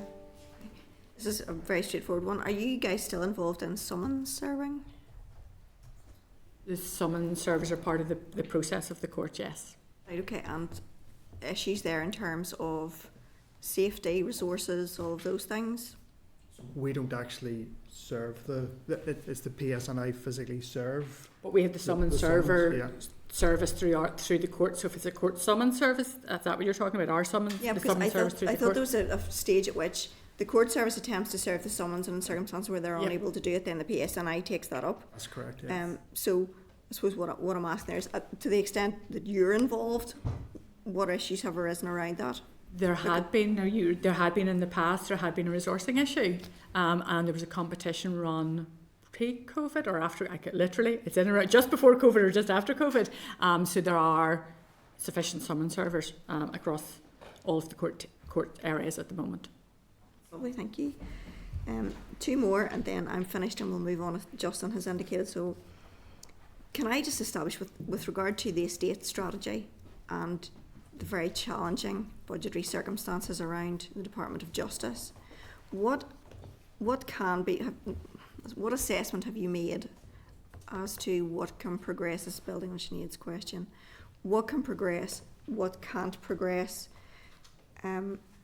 With regard to the estate strategy, and what progress have you made to date? A few aspects to that. If I talk about the estate strategy in its widest sense, so we were conscious that before making decisions on the direction of our estate, we wanted to have a robust strategy in place. So we engaged with a range of stakeholders and justice partners over a number of months to develop our strategy. I think that has gone to the committee. Certainly it should be with the committee, so happy to come back and talk through it in more detail at some stage. So I mentioned in my opening comments that revolves around 4 strategic aims, including user experience. We're now beginning the process of baselining our existing estate against those strategic objectives in the estate strategy, and that will help us to develop informed, data-driven investment plans. So over the course of that process during the next number of months, that will allow us to have those costed, targeted, prioritised plans. So we'll be able to put some numbers and metrics around that. What we do have at the minute is those 3 big projects that I talked about. So Royal Court of Justice, Old Town Hall and Bishop Street. So that's very much looking at modernising those big bits of the estate. But in terms of our regional estate, that process of baselining courthouses against those objectives is underway and will allow us to put some targeted investment plans in place, if that answers your question. It does, and I suppose what I'm trying to establish is, from what you originally planned, are you on track? Or to what extent have you had to adjust? But you've pretty much, you're on track, yes? Yeah, so in terms of, if what you mean by what we have planned, in terms of the plan to develop and then deliver the estate. How you foresee everything moving through. We're on target with that. Lovely, that's great, thank you. Just one last thing with regard to budget clarity, and it may be that I have misunderstood. At our packs, we have a memo from your DALO, and the opening paragraph around budget says the opening Courts and Tribunal Service 2023-24 non-ring-fenced resource DEL net budget was £54.3 million. This includes an expenditure budget of £83.7 million for staff costs, which is 38%, and judicial costs, which is 24%, and non-staff costs are 38%. So the difference between your net budget of 54.3 million and your expenditure budget of 83.7 million, can that be accounted for by income? Or it can, and I'm just quickly trying to do the mental maths to totally confirm that. But yes, when we talk about our net budget, we spend, and for example this year we're planning to spend 83.7 million on those things, but if you net off that our 29.4 million of income, you come to our net budget of that 54.3. So that's how that's pulled. So there's two elements to our budget. One is what we spend, one's our income. No, that's that makes sense. Yes, all I need to do is make sure that I had understood it correctly. Absolutely, So you've understood it perfectly, Chair. Thank you very much. And if I could turn now to Justin. Thanks, Chair. How does the 1st of May cliff edge potentially impact the courts and tribunal service in terms of additional resources necessary to bring cases to prosecution, and has that additional resource been provided to the courts and tribunal services as appropriate? Yeah, as Paddy outlined, and Paddy can add to my response if needs be, we have the resources in place both in terms of staff and in terms of secured additional funding to support the scheduled legacy inquests that are due to run up to the 1st of May. I think if that in summary answers your question.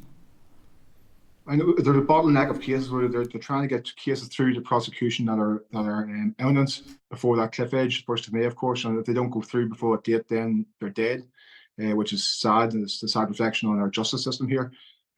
Is that the reality, and where do you see the resources being provided to help allay that possibility?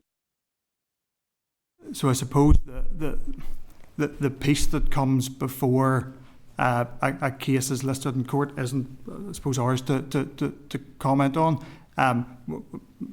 My answer, I suppose, was saying for the cases that have been listed and scheduled by the judiciary, as an organisation that's supporting the administration of those cases, we have the resources in place to support what's scheduled to be heard up until the 1st of May. Okay, thank you. How will resource pressures impact your ability to minimise avoidable delay? In a wider, are you talking about avoidable delay in a wider sense, or just from a legacy perspective? Well, both. Okay, so if I talk on the wider sense, I suppose we've touched on the Courts and Tribunal Service role in the wider Speeding Up Justice programme. In terms of specific resource requirements, we secured additional funding this financial year to support additional courts, which have been running throughout the year to contribute to the recovery of the justice system and to put more cases through.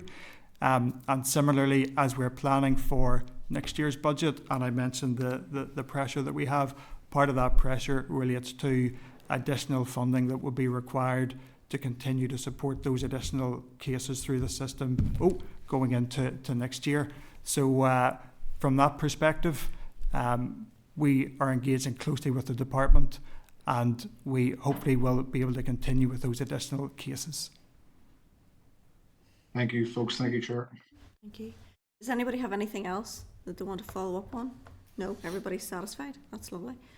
Folks, could I thank you very much for taking the time to come and brief us today. It's been really helpful for us. If there's anything else that occurs to you that you think we should know between now and the next time you're here, please do. Please do keep in touch, and thank you very much for your briefing today. We really appreciate it. Thank you. Say, if the committee would like to visit some of the Courts and Tribunal Service estate, really happy to facilitate that. It'd be great to see you. I think we are due to visit one of the remote evidence centres soon, and I think certainly we'll give. I think we would like to see the courts, wouldn't we, in operation? Pardon? Get added to the forward program. Yes, we can. Excellent. I think people would be amenable to that. So thank you for the invitation. Thank you very much. Thank you very much. Bye.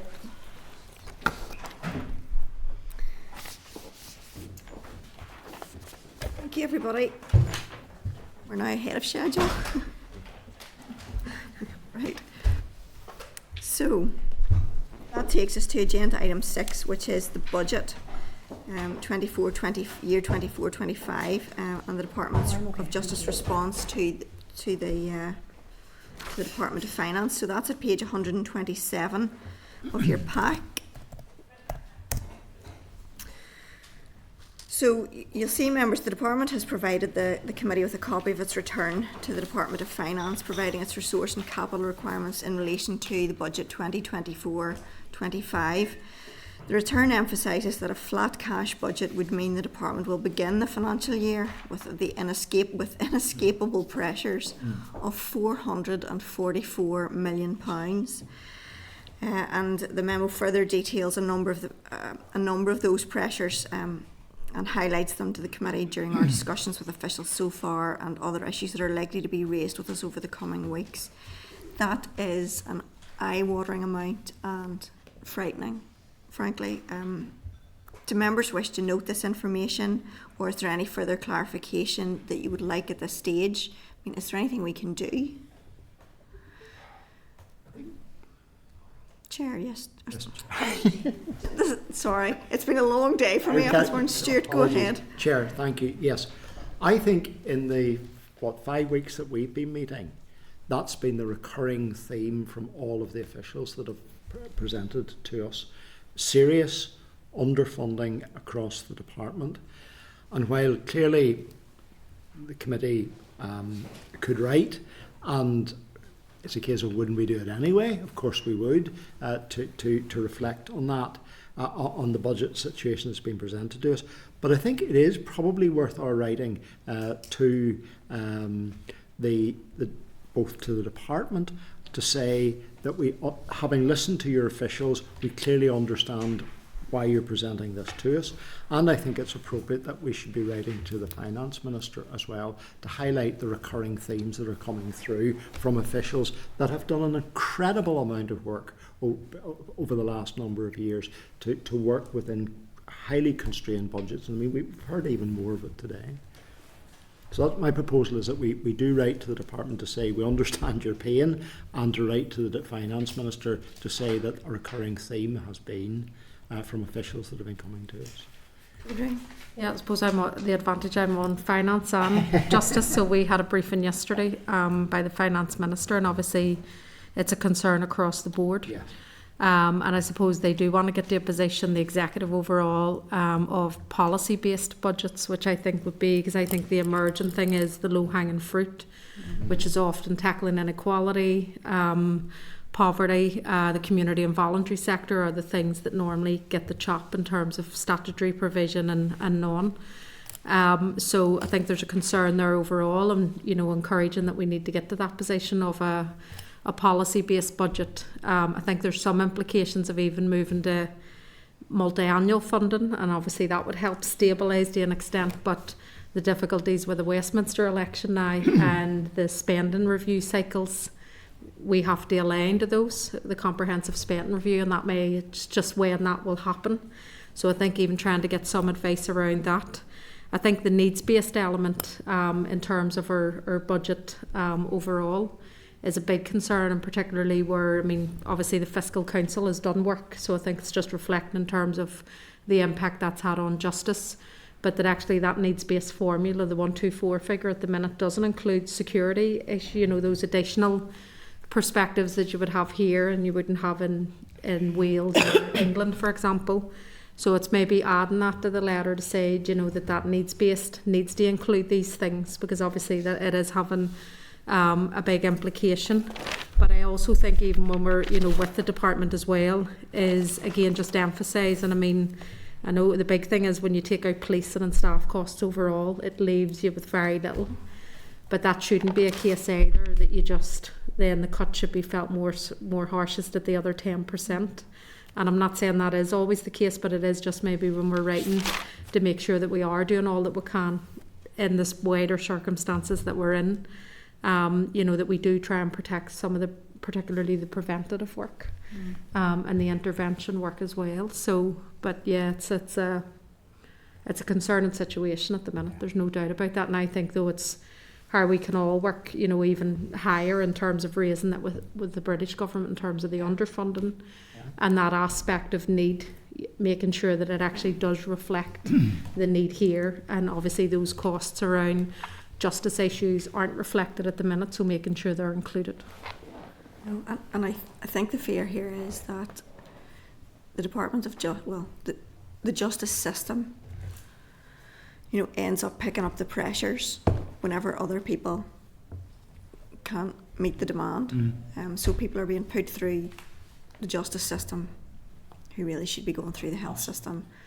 And I really do think there needs to be much more collaborative working around these issues, because people are in prison who shouldn't be, people are in jails, in custody suites who shouldn't be, and the police are kind of picking up ambulance work and so on at great risk when they're not qualified.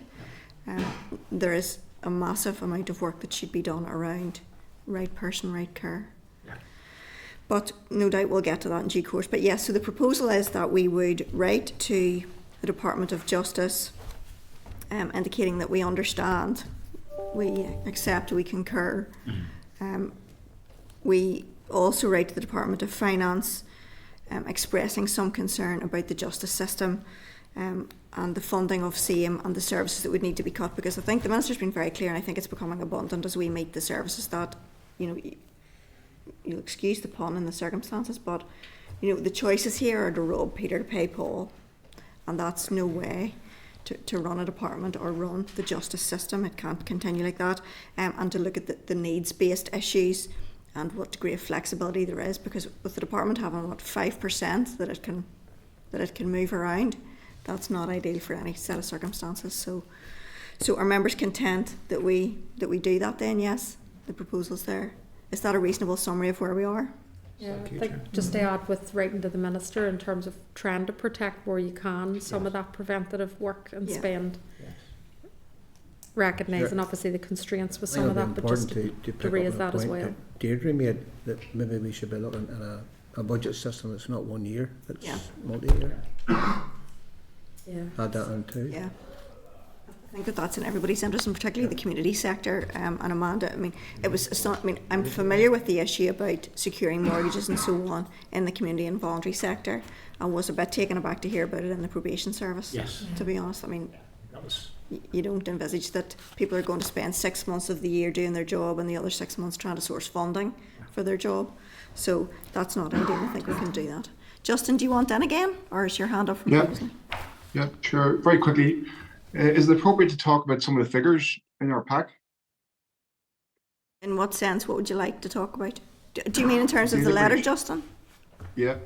What would you like to talk about? The data breach, the exceptional pressures. Yes, I think that's fair. Yes. Yeah. The data breach, 116 million. Is that? Am I reading that right? Yes. Yeah. The issue is it's really difficult to quantify that at this stage, because and they're saying that they can, well, from what I read in documents that we'll come to later on, they may be able to scale that because it could be over a number of years. But part of the issue with that, Justin, is that some people who claim will not necessarily be awarded. So that's kind of, I suppose, worst case scenario. Does that help you any? Well, it's a serious worst case. Well, it is, certainly. Yeah. Do you want to? I ask for clarity just on the back of Justin's point around, are the British government providing funding towards the data breach, or can we get clarity on that? Or is it all going to fall to the executive? I don't think that has been confirmed yet, but I think conversations are ongoing, but certainly we can seek clarity. Just as we're moving through, I think. Yeah, and I think that would be helpful. I'm also mindful that we're entitled, bear in mind that it's 65, policing is 65% of the department's budget. I think we're entitled to ask those questions, but I'm always mindful when we get into the arena of policing that we don't step on the board's toes either. But I think in these circumstances, a joint conversation is helpful about the impact on the overall system. So, thank you.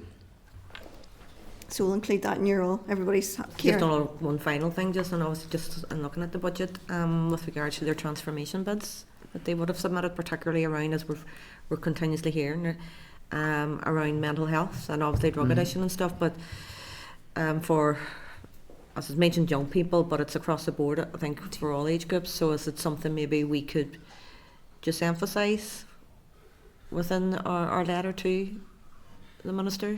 Yeah, to and I both think ministers, particularly on the mental health side of it and the transformation side of it needs to happen. I think, Chair, it's also worth pointing out that when one department wants to do transformation, that has knock-on effects to other departments.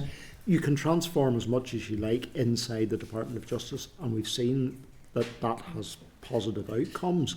But it goes back to your point, Chair, if the Department of Health isn't picking up the mental health aspect of it, and they don't have a transformational campaign to deliver that, or sometimes they don't even recognise that it's their problem. How do you cross-code your resources? It's how you cross-code your... You could have a statutory duty to cooperate on an issue, but if there isn't the resources... Yeah. So is there...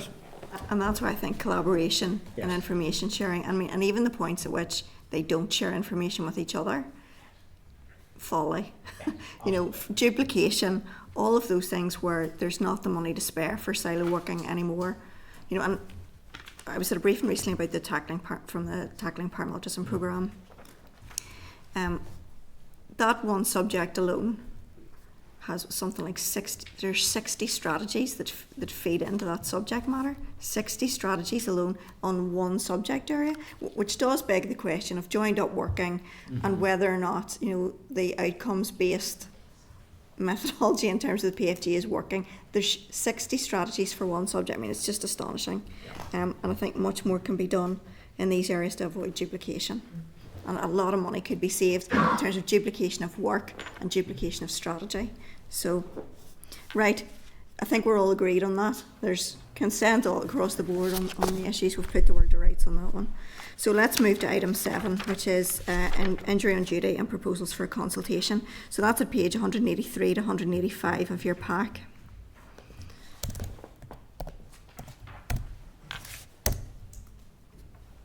Sorry, I'm just trying to get the page up. So, members, following the publication of a Northern Ireland Audit Office report on injury and duty schemes for officers in the PSNI and the Northern Ireland Prison Service, there were 4 recommendations that came out of that, and the department plans to launch a consultation in late March that will run for 12 weeks. And I think the details of that consultation are in your tabled papers pack, aren't they?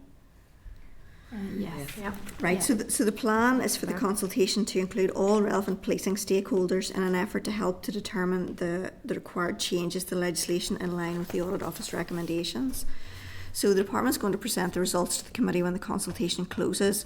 And as I mentioned, a copy of the draft consultation is at page 3 to 17 of the tabled pack. So members, there's a few options around this. You can highlight any further information that you would require at this stage or any clarification you would need. So does anybody have any further information or clarification they would seek, Doug? Yes, Chair. It's my understanding that the Justice Minister is going to be doing a review of the Northern Ireland Policing Board. Yes, that's right. Now, if she's going to be doing a review of the Northern Ireland Policing Board, why are we doing a consultation now until we see the outcomes of that review? Because that will affect the outcomes of the consultation. It's nearly one's happening too early. So the consultation's happening before we know what the review is going to say? Yes and no. So like it. So I think that, yes, I think that it doesn't preclude them from doing the piece of work, because there are questions within the consultation document that relate to the role of the policing board and whether or not the policing board should have the current function that it does, and there are proposals contained in that consultation document that would move the policing board more to an appeals mechanism.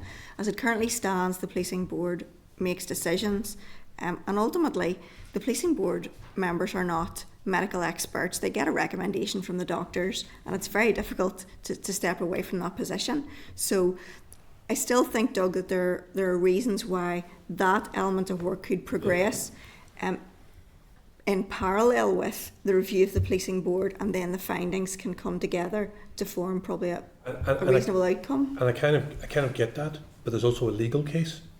So there's now a legal case in regards to the injury on duty award, and we're still going to do something which could be affected by a legal case. I kind of sense that. Look, I'm easy either way, but what I don't want to do is do a consultation which then is undermined by a review of the policing board, then undermined again by a legal case. So we have to do it over again. When we're literally saying here we need to save money.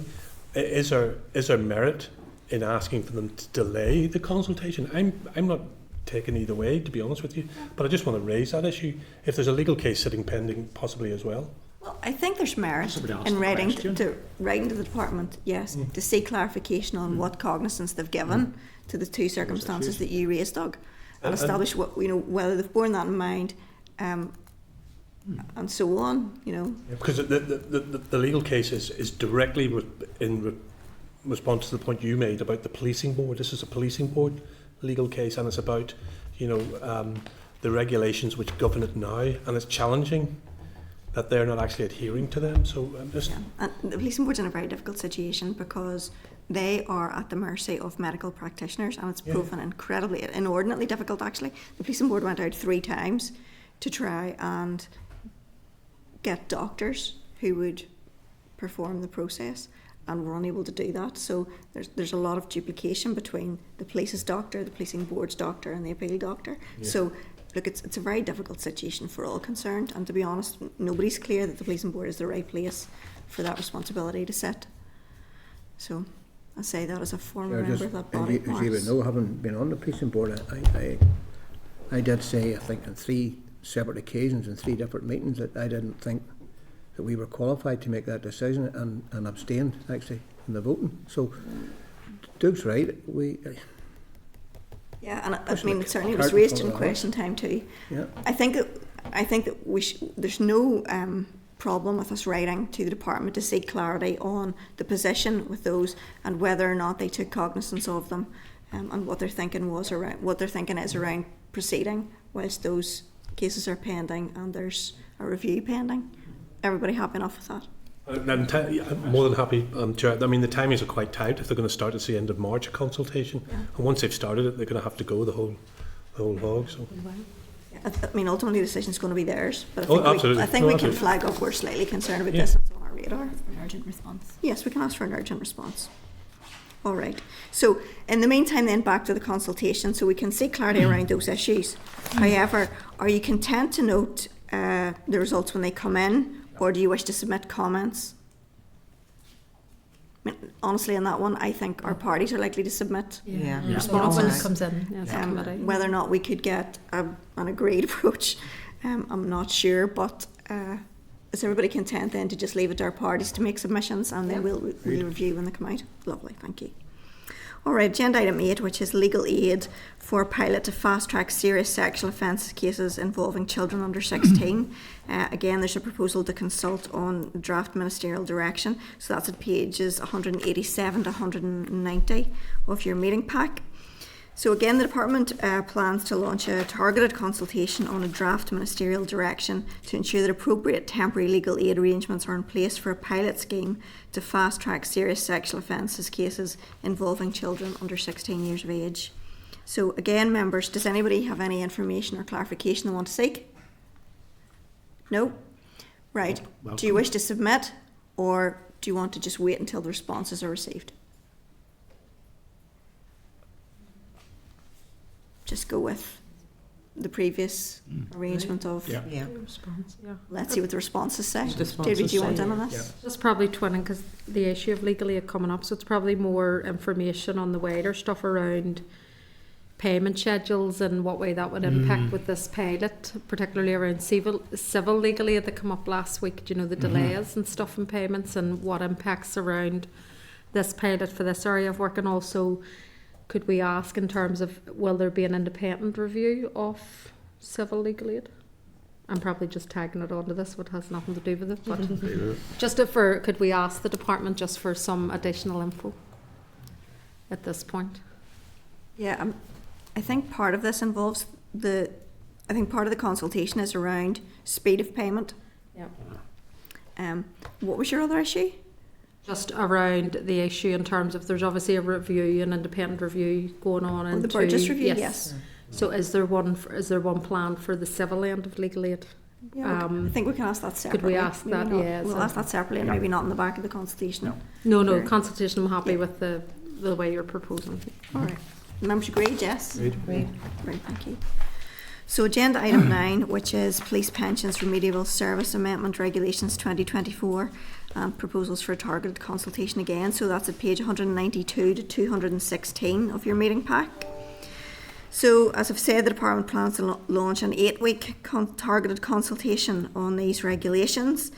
As we noted at last week's committee meeting, the Department intends to replicate provisions from England and Wales, so that the police service here in Northern Ireland and the pension scheme manager can administer, can effectively deliver on the McLeod remedy.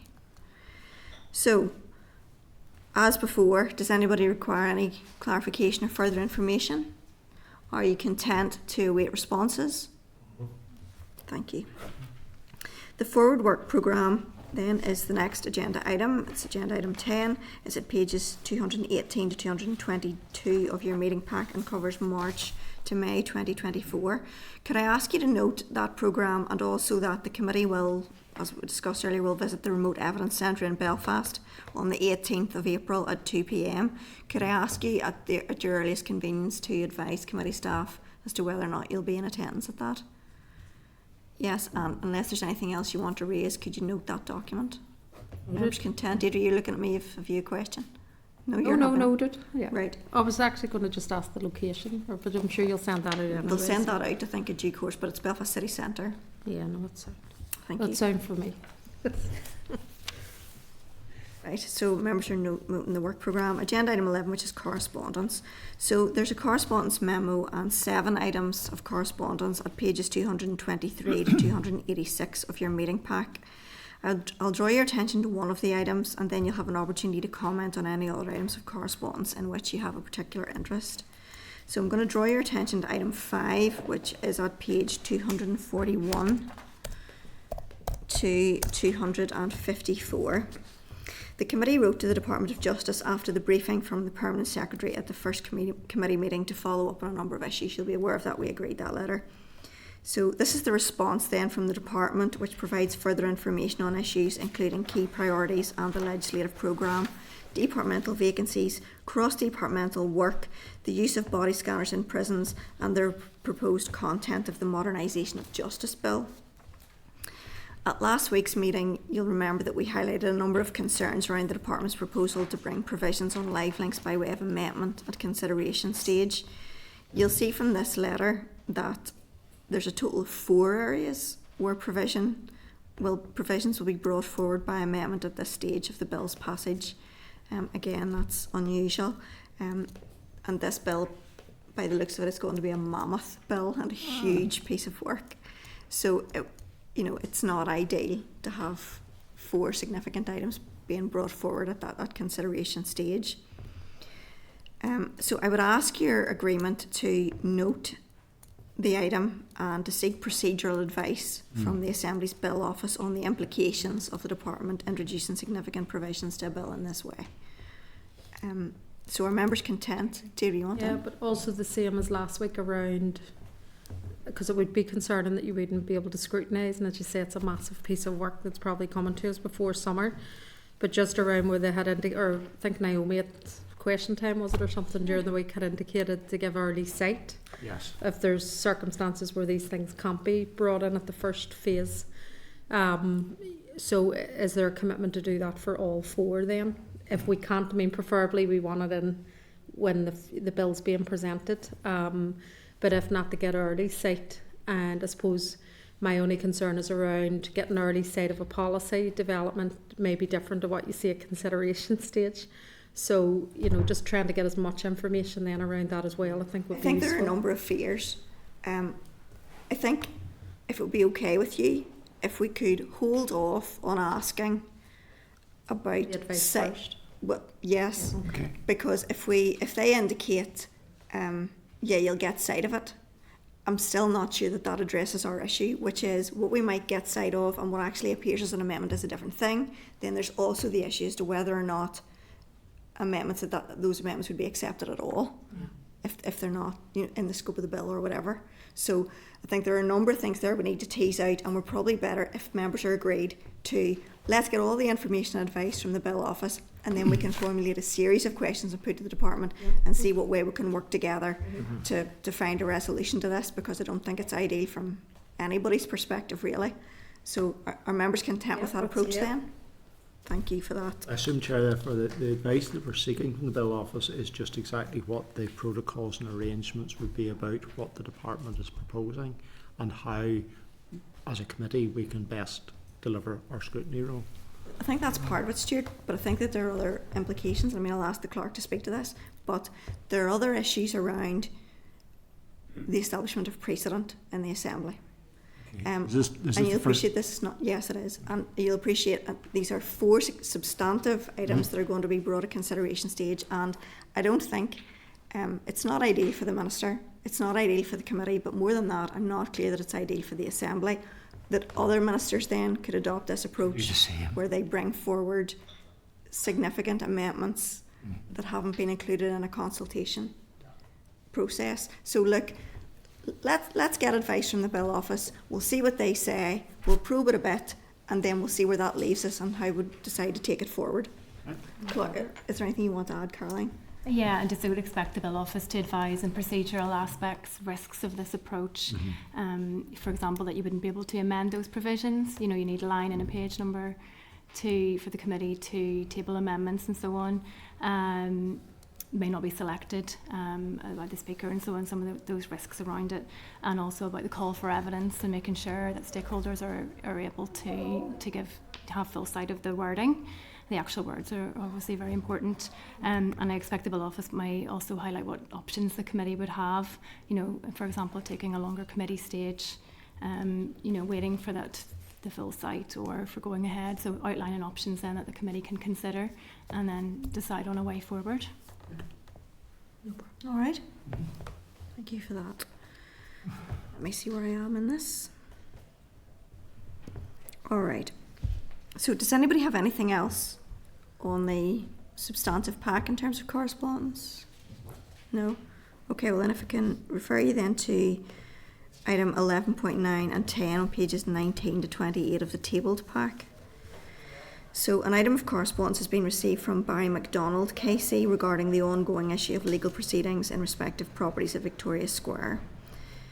And you'll be aware of the court ruling on the matter yesterday. I really feel for these people, it's a horrendous set of circumstances. We discussed this at our meeting on the 22nd of February, and we agreed to write to the Department of Justice to ascertain which department has responsibility for this area and to find out how the matter is being addressed.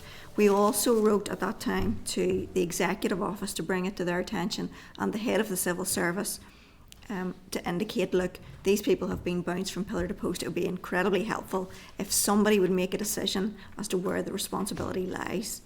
So we're still awaiting those responses, but we have received a response from the Committee for Finance, haven't we? Yes. Caroline, do you want to take us through that? Yeah, so the Committee for Finances, Deirdre will be aware, considered this issue at its meeting yesterday, and have agreed to write again, but seeking to really bottom out exactly where the responsibility lies. There seems to be responsibility for consultation with one department, perhaps bringing the bill with another. So they want to write and really get clarity, absolute clarity, before they decide what to do next, Chair. So it's actually really helpful to have that from the Committee of Finance, because as you'll see from the correspondence, Mr MacDonald has received information from the Minister of Dara to say it's communities. Our Minister is saying it's not justice, it's finance. Finance are saying let us. So you can imagine, you know, what we're part of this system. Imagine what it must be like for members of the public. Exactly. I mean, it's horrendous. So in the meantime, we welcome that commitment from the Committee on Finance, and we'll look forward to hearing what response they get. But we're still going to chase up the other responses. Is there anything else you needed me to do in that? We're just happy to note, are we? Yeah, just to note that one, Chair. Yeah, that's fair enough then. Right. So finally then, I think it's finally, a couple more issues.